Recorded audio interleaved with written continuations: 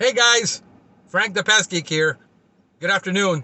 Well, I'm at my son's school right now because he's getting ready to start soccer in about 10 minutes, and I was at the gym. And man, do I got a lot of stuff to talk about the Paul J. Bello conference. Um, Gosh, that was so good. Um, Man, I'm going to try to talk to him. I hope he listens to me. But I would love that conference um, to be set up to done like on Zoom when they're doing it live, and have people that aren't able to make it be online. However, I'm going to tell you right now, the online experience, unlike being there, and here is a guy who loves online. Time out for a minute. Who loves online, but online is given for technical training on technical stuff. You do A, you do B, you do C, and if you follow A, B, and C, and you do it, and you follow the recipe, you're going to get a pretty good cake. Man, this is about the quality of people that go there is the top 1% of people that want to be the best in this industry that go there, and you're sitting around a table with just an enormous amount of experience and talent that your jaw drops and you're humbled to be in the presence of those people. Not to mention the amount of deep-hearted conversations we have about real issues in life. I mean, we had a couple there that him and the wife run the business, and they both got COVID in July, and they didn't think she was going to make it. By the grace of God, I know they're Christian believers, and they believe wholeheartedly that God healed them. But by the time she went to the doctor, she couldn't lift up her hands when she was in the hospital. Her oxygen had gone so below. They basically said, you need to prepare for the worst. Her brother-in-law, I believe, passed away. You have those conversations with people that are heartfelt about the realities of running a business, being elderly, and then they're so full of joy and happiness that is so contagious that, I mean, I literally was in Pest Geek heaven being there among these people. And I'm probably, to be wholeheartedly honest, probably the least experienced guy there. That's how good that was. So you could get the knowledge of it and be online and see that and listen to the conversations, but unlike being there, it's never going to be the same. So I am really looking for October to come around and me going again, investing the money that it takes to go to do that, because that's how good that experience was. I've been to many conferences before, guys. I've been in the industry a long while. I've been to a lot of CEU training, a lot of network training, a lot of expos, and Pest. I mean, Pest World is like down here, like a cheeseburger from McDonald's. And this is probably an In-N-Out burger if you're from California or you're the West Coast, or if you're a Five Guys burger, it's up here. If you're comparing burgers, it's like comparing a sirloin to a filet mignon. There's just no comparison.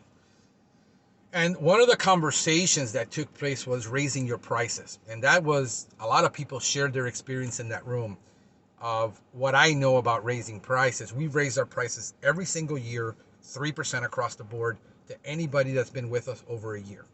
We send out a notice and saying, on this date, next invoice, the price is going to go up 3%. And we explain why. And a lot of people had, well, if you do that, the cancellation rate goes up. We've never had a cancellation rate at that time. Some people haven't raised their prices in 10 years. The consensus was that you don't raise your price more than 10 to 15%, 15% being at one shot, and that after you've given them that shot in the arm of 15%, because you haven't raised your prices, since you started in business, that you wait maybe 2 years before you raise them again. Personally, I think you raise your prices that much to catch up, you're going to have probably a 5% cancellation rate, which is okay. If you've raised your prices 15%, you're still ahead. If the customer has been with you for 20 years and you haven't raised your prices, man, and they don't understand that you've kept your prices low, do you really want to keep that person as a customer? doesn't appreciate your service and what you've offered, and the fact that they've been riding the bus for free, because you haven't raised your prices in 10, 15 years, and now you raise it all of a sudden, their arms are up. Let them find another company that's going to take care of the way you took care of them at the prices that you're now charging, which is back 15-year-old pricing, and see if, going pre-2009 and seeing if, I probably should be a spokesperson for Dunkin' Donuts. Hey, Dunkin', send me a check. So some people raise their prices 2%. I found that in my market right now, our gas prices doubled. Our suppliers indicated they were raising their prices 8 to 10% this year.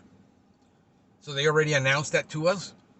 One swell soup, prices are going up on product. So our gas prices are going up. Our people deserve raises. Our inflation rate is here in Miami is outpacing that 3%. So do we make it up with volume and sacrifice quality for volume, or do we maintain that level of service that people expect and pay a little 3% raise? I'm fine with people quitting if they don't appreciate our service. They're not going to find another company in Miami that gives them what we give them at the price that we give it, the attention to service that we give, the quality of the people we hire. I have no problems with a 5% cancellation rate. Our cancellation rate right now is less than 2% a year. We got 6% callback right now in the summer. Our callback rates go down to like 1% in the winter. And that's combined. Our GHP probably is around 2 to 3%, and our lawns is somewhere around 8 to 10% because we have automatic follow-ups that we don't count against callback if the technician reports it and he goes back and reservices it. We give our technician that autonomy to not have to explain why they're going back to give a free service. If they go and do a lawn and it has weeds, and they're on a 2-month program and it has weeds, they're going to do an automatic follow-up at 30 days to ensure they got control. If it has disease, they're going to go back and automatically at 2 weeks. And if it has a serious pest problem, which is about 1% of our lawns have a serious pest problem, less than 1%, where we find a grub problem or something, he's going to go back at 7 days. No explanation. So having a company that actually does that for you and is on top of things, so that the client doesn't have to worry and doesn't have to do the call like most companies. Well, you got to call us if you have a problem. Our technicians stay ahead of it, and therefore it doesn't count against them as a callback. It counts as good customer service, and we appreciate it. So we have to keep our prices high. I'm raising my prices this year again. Me and my friend, who is a local pest control guy, just got a hold of a price list from another competitor, and he looked and says, bro, we're not charging enough. These guys are charging more, and their service sucks. So we raise our prices. All I try to do is find out what my competition is, so I don't have to raise. So I don't become the lowest guy in the market, but actually the highest guy in the market. Because if everybody's raising their prices on their business, they know something we don't, because they have more intel. So we need to raise our prices to stay ahead of that. And I believe in being the most expensive guy in my market. All I do is shop my competition. I shopped my competition last year, and we were double on our initials than our competition was. Even my closest competition, who claims to be a natural service, just dropped their prices by $100. We decided to keep our prices up and not hurt. So yes, we're not going to grow at that 30 to 50% a year. We're going to grow at that 15 to 25% a year, but we need to make half the sales. And when I hire a salesperson based on that and what they're going to make comfortably so they can have Saturday and Sunday off. We need to keep our prices high to give our people a quality of life. If a customer says, well, I'm not going to be paying so that your people can live well, they don't appreciate our service. They're not a fit for us, and we're okay with that. And you got to come to grips with that reality. If you feel bad because your customer thinks that you're living off of them, we're providing quality and value. And if our customers appreciate our quality and values, and they appreciate our values, we don't want to work our people to death. We don't want them. I just had a conversation where one of the technicians that's going to come work for him is making $4,000 a month, but he's producing about 25,000, between $23,000 and $25,000 a month in revenue. He's got 15 to 20 stops a day, and he's got to work Saturdays. And he's working about 50, 55 hours a week. Do we want to be that company? Hell no, we don't want to be that company. We want to be the company that says, hey, you're going to work maybe 40, 48 hours. One day you might work 10 hours, but we want you to have Saturday and Sunday off for your family. I've made that decision in my life. So if we got to charge more to give our people that lifestyle so that we can, but we're going to provide exceptional customer service. We're going to bring on exceptional people. We're going to bring on A players, B players, and C players. Might not make it in our company. And that's okay. And this is where we're at. This is where I'm at. I've had to make a lot of decisions in the last year or two about the lifestyle I want, about the lifestyle I want my people to have. And I don't want them to do 20 stops a day. I feel comfortable with my people working 8 to 9 hours a day. Most are working 8, sometimes 7. And they get to go home.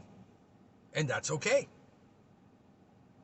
So if you're putting in 7 to 9 hours a day, how much can you make? And what we're looking at is that we can probably get people to work maybe 40, 45 hours a week and somehow bring 40-something thousand or $50,000 a year.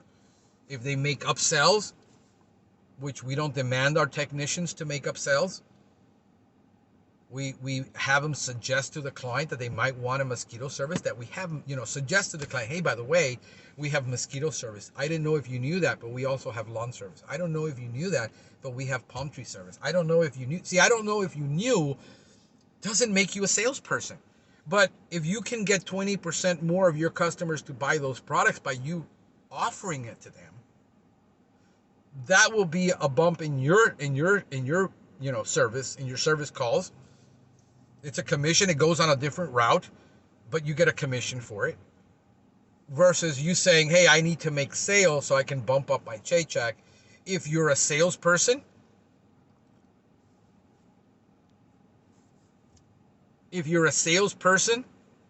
and you like selling, it's available for you.